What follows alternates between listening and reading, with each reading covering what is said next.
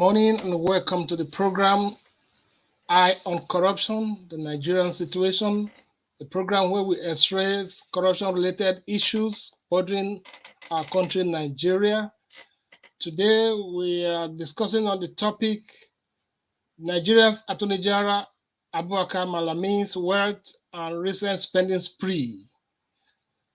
Today we'll be discussing this and we'll expect comments and suggestions from every one of you.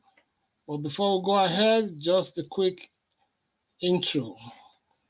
My name is Jude Ehizeva Ohale, your regular host on this program, the weekly program that comes to you every Thursday at 7 p.m. Nigerian time. I am here and we'll be discussing this topic with a number of invitees. As time goes on, please share, like, and support us in this program. Thank you and God bless. I'll be back in a moment. Please share this video. Share this video. Wakoyo. A plantain now, don't 1.5 seed of plantains now 1.5. Share this video. Make United Nations here. You say waiting. And they go Ghana right about now. Yes, and Nigeria want to relocate to Ghana. I want to go secure one land there first. Share this video. United Nations come to our rescue. 5 seed of plantain is now 1.5. Pure water is now 20 naira. Egg now, we know the fee buy again because the fowl, UCS operation they burn the egg. Share this video. Call your dog idea. Good day, viewers, wherever you are watching from. My name is Jude Ehizeva Ohale. I'm reaching you under the auspices of the Global Coalition for Security and Democracy in Nigeria, GCSDN. I'm your regular host on this program, Eye on Corruption, a program that comes to you every Thursday from 7 p.m. Nigerian time, where we x-ray corruption and other related issues. The topic for today is Nigeria's Attorney-General Malami Abubakar's unexplained wealth and recent spending spree. Nigeria's Attorney-General Abubakar Malami came under fire for distributing multi-billion naira vehicles to ruling APC supporters. According to news sources, he's distributing over 50 exotic cars ahead of the party's governorship primaries in Kebbi State, has multiple state-of-the-art buildings and magnificent structures in choice locations around the country. The chief law officer of the country gave out 30 Mercedes Benz GLK, 20 Toyota Prado Jeep, and other exotic vehicles to party executives and delegates. This has triggered negative reactions, with many wondering why and where did Malami get such billions of naira to purchase the vehicles. Well, President Buhari, who rose to power in 2015 on the back of President Buhari came to power with the promise to crush corruption, especially in the government circles. Now, endorsing all the atrocities of one of his most trusted lieutenants, this to many is seen as a ridicule to the administration and its fight against corruption. Rumor has it that Malami's nephew is the boss of EFCC. Okay, and many social media users are aggrieved that these are happening in our very own eyes, and no one is questioning how all these are going on with excess money to throw around. No wonder a Facebook user, Uchena Thomas, wrote, "In the same country, all these political jobbers ought to be in money laundering suspect list. APC government have manifested their looting prowess in these coming elections. A political appointee sharing this type of cars to buying votes, and EFCC is watching them, only for them to go after poor children who are doing Yahoo to assist themselves. because their parents can't afford the expensive private schools. The questions begging for answer now are: how much was Malami's salary and allowances as the Attorney General of the Federation for the 7 years he has stayed? How can he honestly afford to buy these luxurious cars if he is not corrupt? The AGM has an underground hotel in Sokoto, 3 houses of peace at Peace Estate, Abuja, a brand new state-of-the-art school in Kebbi, got 2 houses for his sons worth about $100 million naira each, and a new hotel under construction in the Jabi area of Abuja. Malami also brought a house this year worth about 150 million in the Gwarimpa area of Abuja. The newly constructed school is located at the back of Nitel in Joseph Phase 1, Kebbi, while a new house was bought at the rate of 600 million on Abuba Ahmadu Bello Way in Nasarawa GRA, Kano, among other properties acquired by Malami. Since he became a minister under President Buhari, the house he built for his sons in Kebbi are 200 meters apart in a posh part of the city. That's not all. Malami also built a 3 billion multi-purpose event center in Kebbi State named Asbury Arena for his son in Kebbi. The facility is said to be an entertainment center with a plaza and kids playing section and an ongoing hotel all in one place. Though Malami has debunked the purchase of the exotic cars, he has, however, stated that the vehicles were donated by his friends and associates. Now, the questions begging for answers are: how rich is Malami? Where did he acquire these wealth? To join me in the studio is a host. I will bring him up so that he can introduce himself properly. I'm not able to introduce him the way he will. Viewers, let me welcome my guest in this program, Mr. Chris Idialu. Mr. Chris, you're welcome. Please, can you introduce yourself to the audience? Thank you. My name is Christopher Dialu. I'm full Nigeria.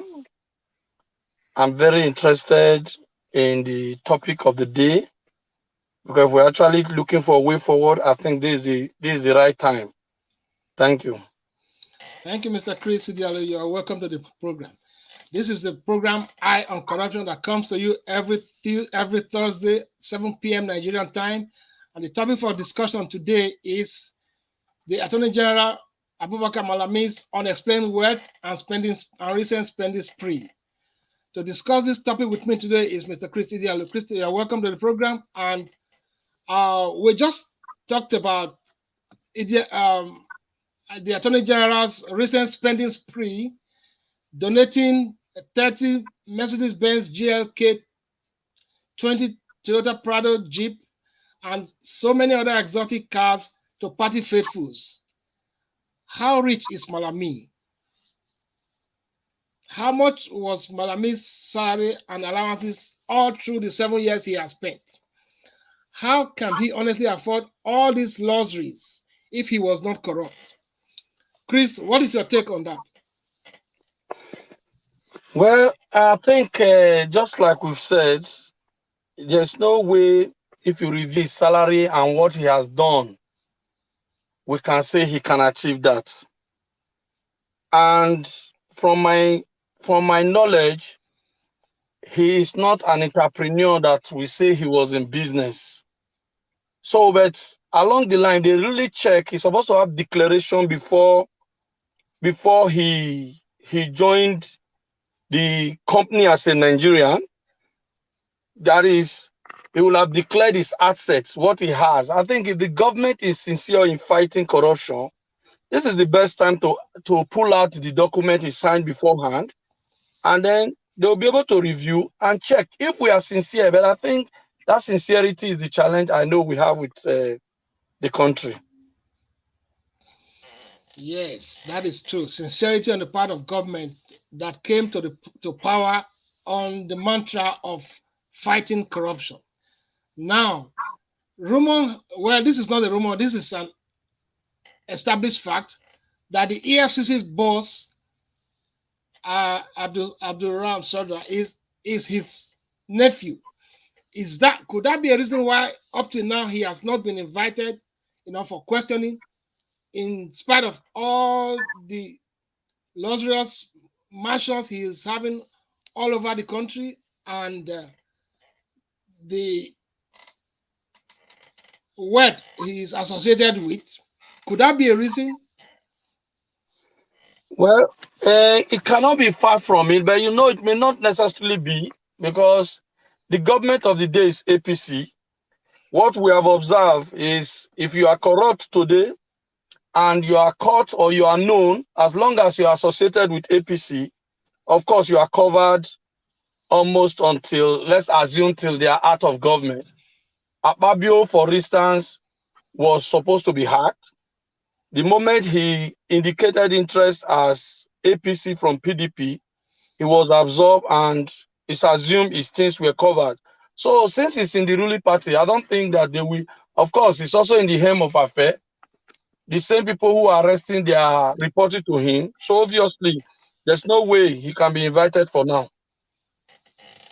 It is actually surprising and disappointing to the teeming population of Nigerians that voted this government into power under the premise that he and his team, the president and his team, they're coming to power to fight corruption. But in this regime, we have found out that corruption has been actually, reestablished in the country. Other than corruption and kidnapping, these are ostensibly the major businesses that are thriving in this country right now.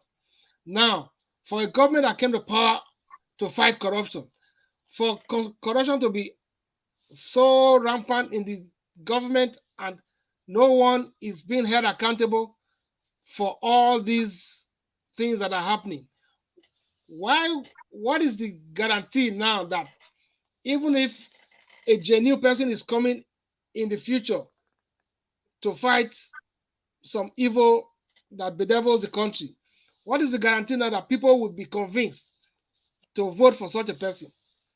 Now that the trusted man to come and fight corruption has abdicated his responsibility and are swimming in greater corruption than we have ever imagined in that country. Well, the issue of trust is really coming in, and you cannot achieve certain things until you try. We gave our mandate to Buhari thinking that he would do better, but unfortunately, corruption became increased more in his time. But we don't have option than to still try, because if we do not try, obviously we can't tell what can happen. So we still try, and then on the other option, we pray to God and Allah to, lead us to someone who will lead the country to the promised land. We cannot keep trying. We cannot say because the last government was bad, we will not vote. We can't really tell what it is now until we have tried. Yeah, that is true. We must keep hope alive and continue to try our best to salvage this country from the hands of political thieves and corrupt officials. So that is why we are begging every Nigerian who still has a stake in the affairs called Nigeria to, at this point in time that the electionary process is beginning to come, that everybody should go and take their voter's card and use the power of the voter's card to effect a change in the affairs of our country, because we cannot continue to do things the same way to be getting negative results. Now, before Chris, we'll just go on a short break and get some jingles around for people to. Man, the only thing what Nigeria need now make you and me Make all of us come out massively. Make we go register for our PVC. Continue. If you register for your PVC, make everybody come out massively. Make we go vote. That is not corruption. Make we vote against bad governance and ungodly leadership. Ungodly leaders. Because now vote, now INEC they can't. Not be prayer point. This now my PVC. Okay. As for me, I don't enter house. Not in the street. All right, Nigerians, you've heard that. Go and get your PVC and use the power of your vote to effect the needed changes in the society. Mr. Chris, we have seen a lot of things going on under this political dispensation. All kinds of things are going on.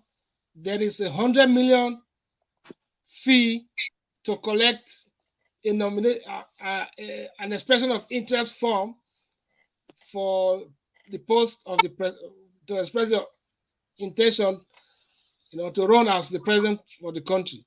Isn't that too much for a country that is trying to survive? How many people can afford such money? And in the midst of that, people are spending so much under a system that is already broke financially. The economy of the country is in shambles right now. Where are these people getting this money from that they are spending in preparation for the election? Well, I think that is already the beginning of the corruption, because you cannot spend 100 million to collect form, and when you have finished the election, you will not want to recover the 100 million. The source of the income, I think a popular Nigerian once wrote that anybody that collects that form at 100 million should be probed. It should be probed. If we are sincere, they should all be probed, because 100 million to collect ordinary form is already a sign of corruption. Even 40 million by the other party is still even high, because if a young university leaver wants to contest for that election, where is he going to get that fund? At least he has right to contest for such election. If we are sincere that we want to make the election open for genuine people to come and rule the nation, of course, such forms shouldn't be as high as that. So my suggestion is that, following the trend of what has been said, the people who collected form at 100 million should actually be probed if we are really working towards a changed country. That's right, because it is outrageous. That sum is outrageous, and it's systematically schemes out people who are not financially buoyant to that extent. Of course, somebody who is able to provide 100 million to take a form for expression of interest it must have acquired such money from dubious means. Otherwise, why would such person spend such an amount just because you want to signify your interest in ruling the country? Anyway, the topic today is Nigeria's Attorney-General Abubakar Malami's unexplained wealth and recent spending spree. What's your take on that? Comments, suggestions, and concerns can be put up on the comment sections, and like and share as you watch the program. Contribute a quota towards salvaging this nation from the hands of political thieves and thuggeries, and from the hands of cabals that have held our nation spellbound anti-development wise. Thank you. Now, Abubakar Malami, the Attorney General of the Federation, he's expressing his interest to rule as the governor in Kebbi State.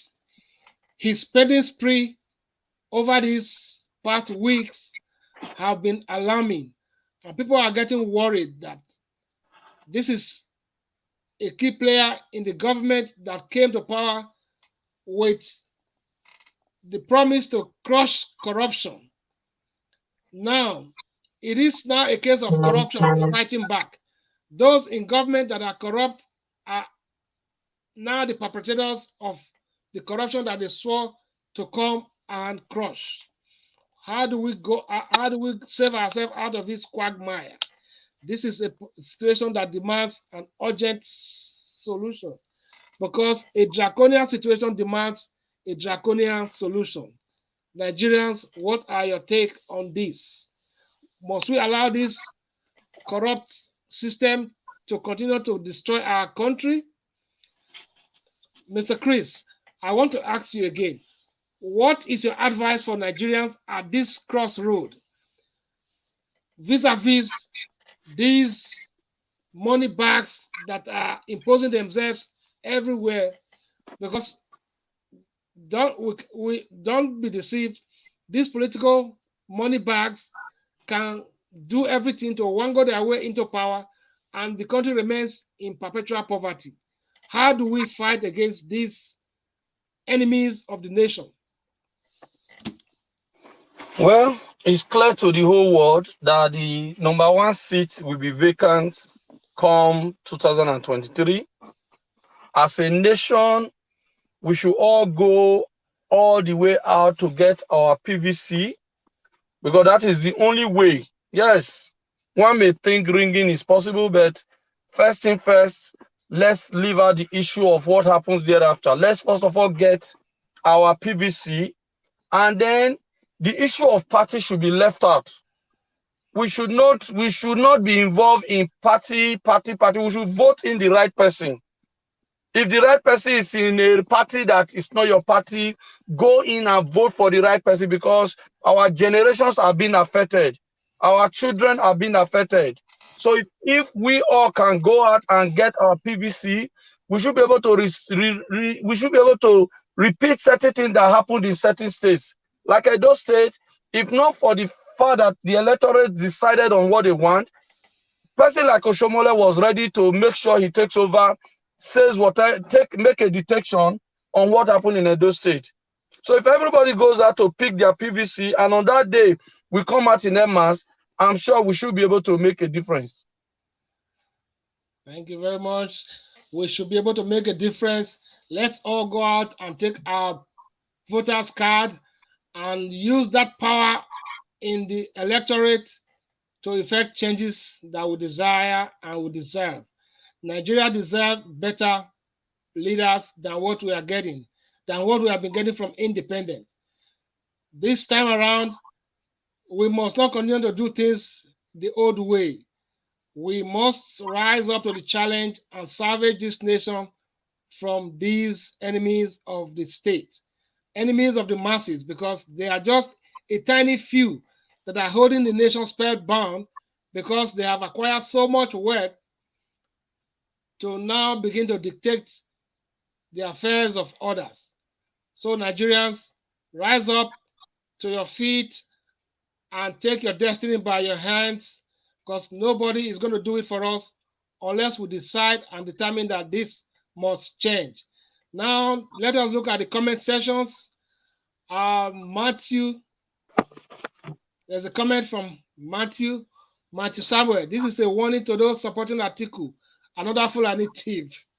Matthew, thank you for that. And we have another commentator, Timilein Raji. Raji said, hello, my people. Please, kindly help me with... Okay, thank you very much, Timilein. All right. Okay, thank you. If comments, suggestions, please put your comments through and we'll get back to you. If you have suggestions for us, you can reach us on the email eoc1.gcsdn@gmail.com, and we'll respond to all your comments and suggestions. Thank you very much. Now, Mr. Chris, we are in a crossroad. We are at a crossroad as to what the fate of Nigeria will be come 2023. With these money bags everywhere, they are using thuggery, intimidation, poverty to shape the psyche of our people. They have pauperized people to the extent that whatever they say, they would know that people will abide by them just by doling out some money or some largesse to the poor in the society. What advice do you have for the electorates who are always bombarded with money every now and then to buy their conscience, to buy their votes, to swing their thinking around so that these money bags can win elections? What advice do you have for these people? Well, like I said earlier, vote the right person. Do not vote party. Yes, they will come with money. If I'm going to advise, if you don't collect, they can kill you. For me, collect the money and still vote the right person. That is my suggestion. Thank you very much. Nigerians, you have heard from Mr. Chris. Even if they come with money to you, collect the money, do what is in your mind. Vote your conscience. Do not sell the next 4 years for $1,000 or even $5,000. It is not worth that. It is not worth that. Any politician coming to you to brandish money before you, you either reject the money or take it, but vote your conscience. Do what is right and let the nation move forward. Nigeria deserves better than this kind of crop of thieves that we have in high places. Fellow Nigerians, we must all rise to the occasion, do our best to ensure that we effect the needed change in the society. Nigeria deserves better than this. Anyway, Mr. Chris, I appreciate your coming, and I hope in subsequent times when you are called upon to make suggestions to the nation's situation, you will be glad to oblige. Thank you very much, and I appreciate. Before we go on to the next segment, let me see if there are more comments and suggestions around here. Okay, all right. So far, there are no further comments. I'll just play a quick jingle. We are involved as a coordination, as a group, a charity and non-governmental organization. We are involved in several charity works, and some of which I will just enumerate here. Recently, we are involved in a water project in the community in Kwara State, and we hope you will support in this laudable project.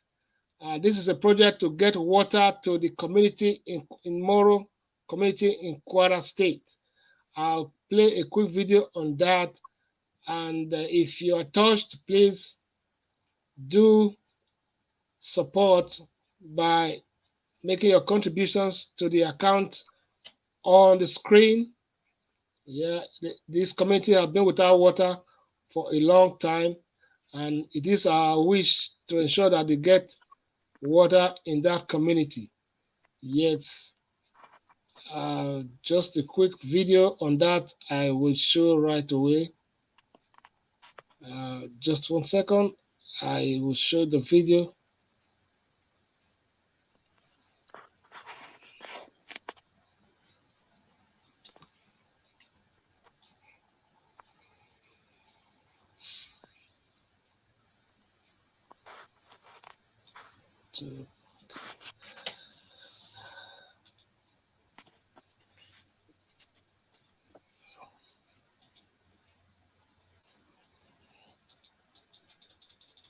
Oh, it's quite unfortunate I couldn't really get a video. Anyway, yeah, there's a water project we're trying to bring to the community, and please support.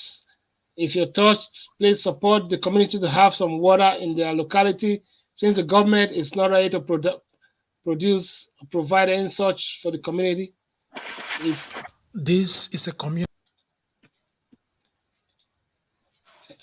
All right, ladies and gentlemen, you're on the program Eye on Corruption, the Nigerian Situation. Today we are on the topic Nigeria's Attorney-General Abubakar Malami's unexplained wealth and recent spending spree. What's your take on his recent spending spree, donating luxurious cars to politicians and acquiring state-of-the-art buildings all over the country? suggestions and comments below, and we will respond. Thank you very much. On that note, I will be coming to the end of this program. This is a regular program on multiple social media platforms, YouTube, Facebook, and of course, Twitter. And we are reaching you live under the auspices of the Global Coalition for Security and Democracy in Nigeria, GCSDN. Thank you for coming, Mr. Chris. I appreciate your coming, and I hope to see you some other time. And God bless. All right. Ladies and gentlemen, thank you very much, and have a wonderful day.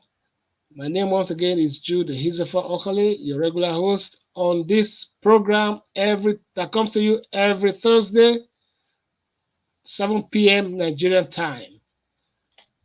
Support. On behalf of the Global Coalition for Security and Democracy in Nigeria, Frederick Oderige. We are here at Arodo Village, Moro local government of Kwara State.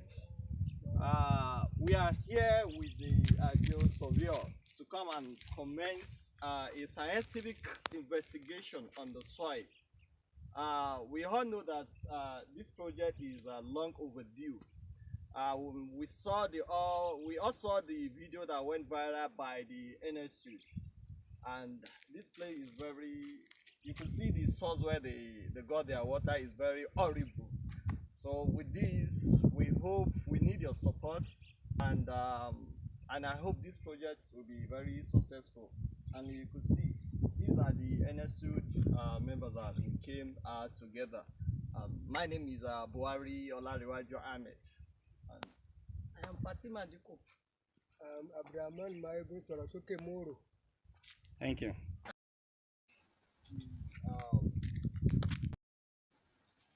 For that, that's a water project in Moro community in Kwara State. Please signify your support by doing the needful, and you'll be richly blessed. So, ladies and gentlemen, I am yours truly,